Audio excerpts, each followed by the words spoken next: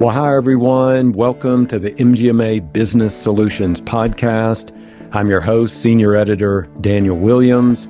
Today, we're exploring how artificial intelligence and technology are helping healthcare providers streamline workflows and reconnect with the joy of practicing medicine.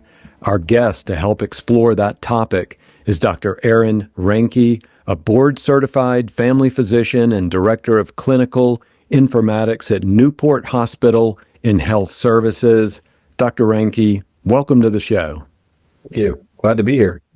Yeah, you and I were talking offline. We were talking about what this particular delivery system is like. You are in a different delivery system in a practice, and so the way you interact with your patients, well, it's a little different here with us interacting with our MGMA audience, but we're going to share the information that you have and your interaction with the practices and how technology has helped that. So before we get there, let's just talk a little bit about your background in healthcare, how you got interested in both medicine and technology. Yeah, thank you. So, I'm a family medicine physician, as you mentioned. I'm in a rural community, so in a rural community access hospital. And I actually started before medicine. I was an engineer, so I did a lot of civil environmental engineering.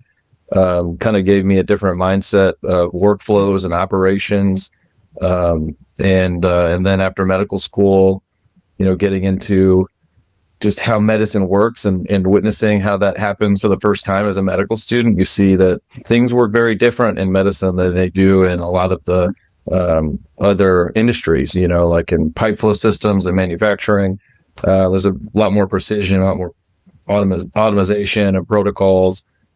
In medicine, they've incorporated some of that, right, with timeouts and surgery. But I was kind of surprised by that and startled by how much there's just so much art to medicine. And so, anyway, we switched from that engineering mindset into medicine, and have since used that and incorporated that with technology to see, hey, how is medicine able to integrate some of those protocolizations, automatizations, and now AI to try to engage and get rid of that, that burden, that EHR burden, the documentation burden that physicians are struggling with now. Yeah, that's really interesting. I've interviewed quite a few people in healthcare. I was telling you offline, we've done about 500 to 600 of these podcast episodes. You may be the first person that had an engineering background that I've interviewed. Is that do you bump into some former engineers in your healthcare world? Yeah, there are actually quite a few. Like at least where I went to medical school, I had several buddies who were engineers prior to medical school too. And some of them have patents in biotechnology, and some of them just did something completely different with engineering. Like I was doing water and wastewater sanitation, which was more of a public health kind of period. And I have other friends who they designed, systems for various manufacturing companies that had nothing to do with healthcare in any way. So, yeah. That's really cool. I love getting people's background and just hearing a little bit more about that journey to their current healthcare role. So let's talk about that healthcare role. You were talking a little bit about your practice. Tell us a little bit more about it, the size and scope of the practice, and what you see as your role there as the director of clinical informatics. Yeah, so we're in a small critical access area. We're in the mountains in the Pacific Northwest. I'm still doing the rural country doctor thing. So I still do C-sections, deliver babies, do colonoscopies, in hospital, out hospital. So I get to have a lot of fun with a big scope of practice. We have about 15 other providers in our group. So a fairly big group for a small place, right? We only have maybe 3,000 in our town and maybe 15,000 in the county that we serve. But we have high-speed internet, which is kind of rare for some rural places, although becoming more common. But that does give us an opportunity to use some of the technology things in a remote place that some other places maybe didn't have access to. We use Epic System right now, which we added on a few years ago, and we partner with a local bigger group like a Providence Health System that's nearby that kind of helps us support that. So it's a really fun place to work because we're in the mountains, so we have all the fun toys and extra recreational activities that we have, but we also get that full scope for family medicine, which keeps you interested and keeps that rewarding part of medicine really there. So there are a lot of unique challenges in those rural settings. Talk about the role that technology has played in helping you meet those patients where they are, whether it's AI tools or other technology tools, so you can really serve those patients. Yeah, I think there's probably two components of that. I think one is, how do patients interact with technology, right? In a rural place, even telemedicine can be really challenging because the only place that the patient has signal is on top of the hill on their 30 acres. And so they're outside with their phone trying to do telemedicine with you. And that's really sometimes challenging. And then we have a lot of aging population, just like everywhere in the U.S. And in a rural place, I think a lot of the aging population, there's a reason why they want to be isolated and they're very suspicious of technology. Mm-hmm. And so incorporating some of the more advanced stuff like AI into our day-to-day business practice, it's always interesting to see what the acceptance is from a patient perspective. We say, hey, we're using AI for a scribe service, for example. How accepting are they going to be of that? And I think they're getting more and more so, but there's still some suspicion that the government's listening in or tracking them. And so you have to, try to do your best in messaging and reassuring patients that this is truly trying to help everybody in what they do. And then the second part of that is the providers themselves, because there's a huge range of provider comfort with technology. Medicine doesn't exactly train you on how to be really good at using a computer, but somehow you're supposed to be kind of an expert at, conglomerating all the pieces of the patient, experience and then documenting it and almost orchestrating this thing on a computer when you're just trained to be an expert at diagnosing something and connecting with a person and treating them. And you have to gain this skill on the backside. And some physicians, for a variety of reasons, have different experience and background, and really some excel and some really struggle with technology for all those reasons. Yeah, I was wondering about that. I was in a meeting yesterday with some clinicians and some administrators, and one of the doctors who was in that meeting said he was talking about himself and many other doctors that he knows, that technology isn't just secondhand for them. It's not very easy to adapt. You come from that engineering background. Where would you put yourself in that field? An early adopter, someone that easily accesses technology? For sure, early adopter. I think part of that's my generation as well, right? I grew up in the age where technology was really accelerating quickly. So it was normal for me to be part of video games and to be part of computer softwares and instant messenger and see how that was evolving and learning how to evolve with it. Versus, I know colleagues even 5-10 years older than myself struggle because they didn't have that kind of evolutionary growth as they went through their training. They were really focused on a different piece. And so, but I also found that there are several physicians who are in their 60s who are phenomenal with technology. And so, there's such a huge variety, and I think it just plays to the strengths of how someone thinks and what they're into. And but it does make a challenge when you're trying to implement a new technology. You're trying to get some early adopters and late adopters, and even with simple things, not just AI, but just, regular use of an EMR, right? I think that can create some big challenges, and you have to come up with some different types of solutions for every type of learner and age gap there. Yeah, it's interesting. I'm kind of sandwiched in. I've got parents who are in their 90s who think I'm a technology savant, and I've got a daughter in college who thinks I don't know anything about technology. So sometimes it's just perspective, right? Yeah. I think what's so sad though is that if it's not your strength, right, medicine right now really creates a huge administrative burden. And so if it's not your strength, then you are really punished in your ability to care for patients, not only to get access to the information, to see them and document what you need to document, but your life after work. It may be spent doing a large majority of work because you're just not sufficient. And so you spend hours and hours after work. And that, I think, contributes to, physician burnout. And we see that a lot with our providers. It's AI will really help with that for a lot of them and just escalate and improve their ability to utilize just a technology instead of it being a burden. Yeah, let's talk about that burden. That was actually one of the next questions I wanted to ask you about. We have seen studies. I've had interviews with clinicians here on the podcast about those administrative burdens, physicians and others in healthcare being weighted down by EHR tasks. So with that said, where have you seen technology in your practice utilized to try to lessen some of those burdens? Yeah, I think there are so many tools to doing this right now. With Epic, at least, there's quick actions and smart phrases and smart tools, but you have to be relatively sophisticated to put that all together to actually save you time. DAX Copilot, which is a tool that we use as a scribe service, which is really expanding even beyond scribing, that takes a lot of the guessing game out for a lot of providers.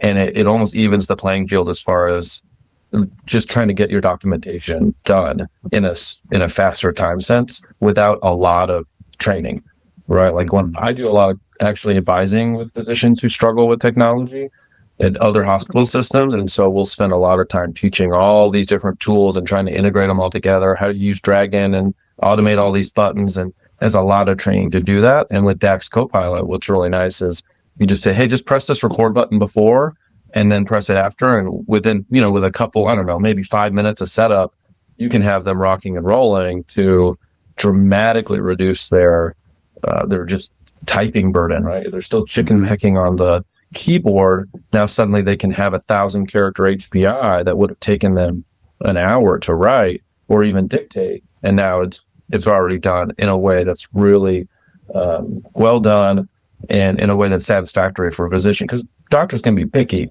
on their documentation. And I think, DAX Copilot has really pushed the envelope. They're really leading on the quality of the HPI, as well as the assessment, and the whole output is really impressive. But it's so plug and play for them that it takes those physicians who have really a hard time with technology and just gives them this great tool that they can plug and play really easily. Yeah.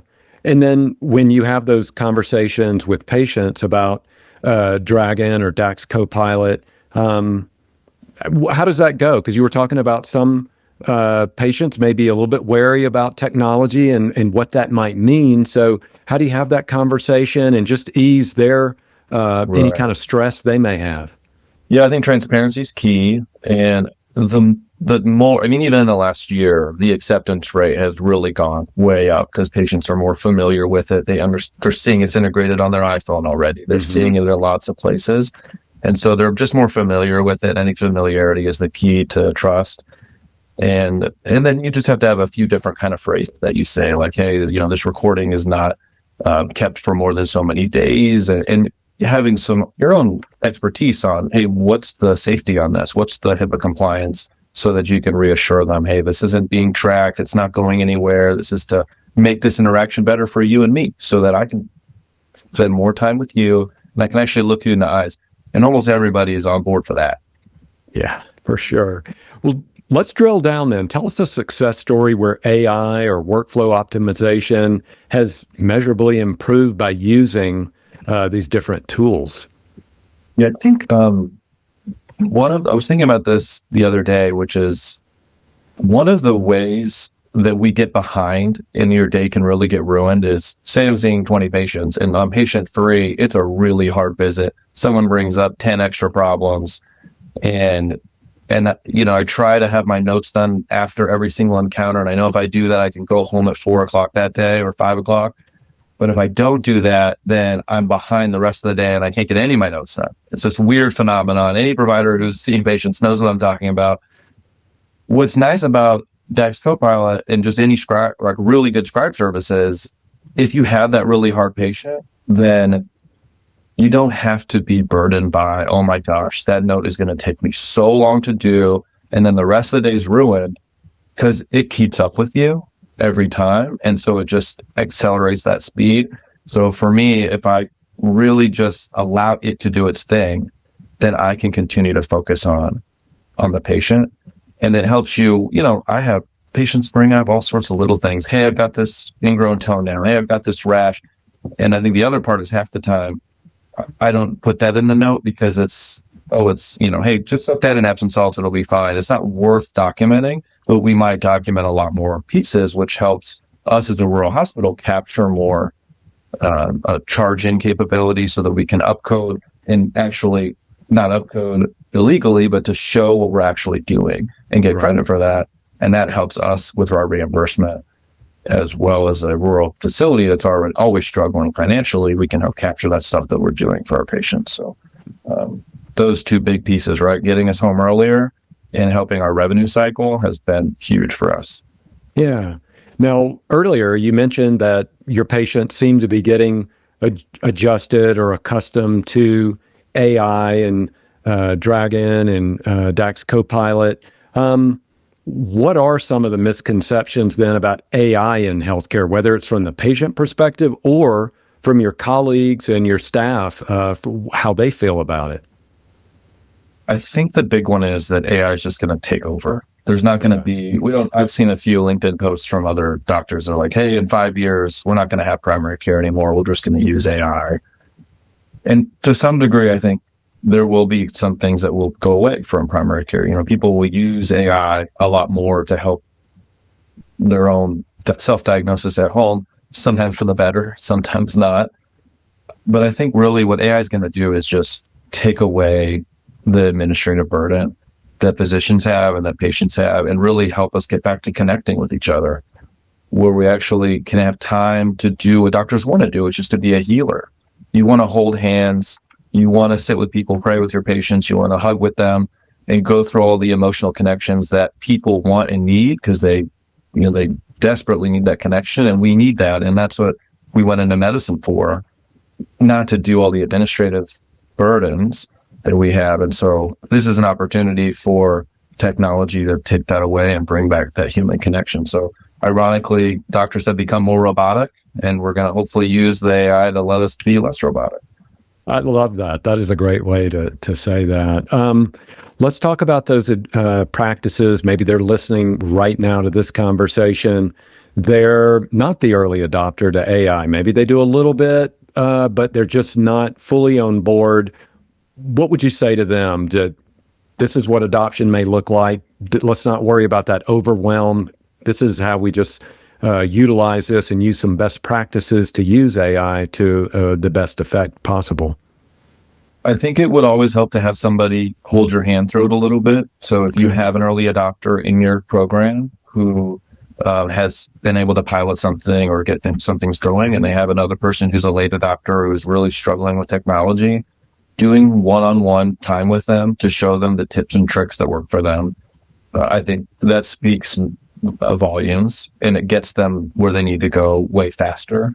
Because if you just say, hey, we signed you up for this new AI service, to a person who's really not comfortable with technology, they're going to abandon it faster because they're not going to really understand it. And especially something as easy as like DAX Copilot, which is about as easy as you can get it for plug and play. If you need to have that person, whether that's a technologist or an informaticist or just another physician, there has to be a little bit of hand holding and investment in that, and say, hey, we need to have somebody coming back around, checking in, and doing that. And then it won't be so scary because you have somebody there who can kind of show you, hey, this is how it's really impacted my life, and how I know your practice style and what you will like and won't like, because not everyone uses it the same. I found a lot of technology when I say, hey, if you're a really high user, we'll do all these really cool things and that'll be awesome. And for some people, they're just trying to get past the chicken pecking on the keyboard so that their MA isn't writing everything for them or putting in everything for them. They can kind of streamline this one piece. And so take it slow and just try to modify for the person what the next step is. So they don't have to be the savant on Epic. They can take that next step. Okay. Last question then. We've been talking about where AI is right now in that physician-patient relationship. Just looking a little bit into the future, where do you see it going? How do you see it helping grow and foster those physician and patient relationships? Well, I think the hope for me is that one day we'll be able to take, like one thing a physician does is that they click all through the chart and they have to be the data gatherer. And they gather all the data about heart failure, all the data about diabetes, and then they put it together into the synopsis. And it's 95% of the time collecting information and 5% thinking about it. And I'm hoping that we can get to the AI integrates with the patient information and chart, collects that, puts it together for the physician. And then you can really spend a majority of your time connecting with people again. And like I talked about before, being a healer is so important for most doctors. And just as humans, right? We all want to connect with each other. It's in one of the most vulnerable times in your life when you go to a doctor and you share something that you're struggling with. Maybe it's a relationship with your spouse, or maybe it's just your shame regarding your weight or whatever it is. It's such a vulnerable time. And if the physician's just staring at a screen typing, there's nothing more defeating than that. But instead, if we can say, hey, listen, we can take that burden away. You don't have to think and worry about that. Let's focus on connecting as humans. Then I think, we're not treating a disease anymore. We're not treating a problem on a problem list. We're treating a person. And that's the goal. Yeah. I love that. So Dr. Aaron Reinke, thank you so much for joining us on the MGMA Business Solutions Podcast today. Thank you so much for having me. It was a pleasure. Yeah. So for everybody listening, if you want to learn more about Microsoft Dragon Copilot, be sure to visit aka.ms/healthcarefuture. I will put that in the episode show notes as well, so you can just click right through to it to learn more. And I want to thank all of you for tuning in to the MGMA Business Solutions Podcast. Until next time, take care and be well.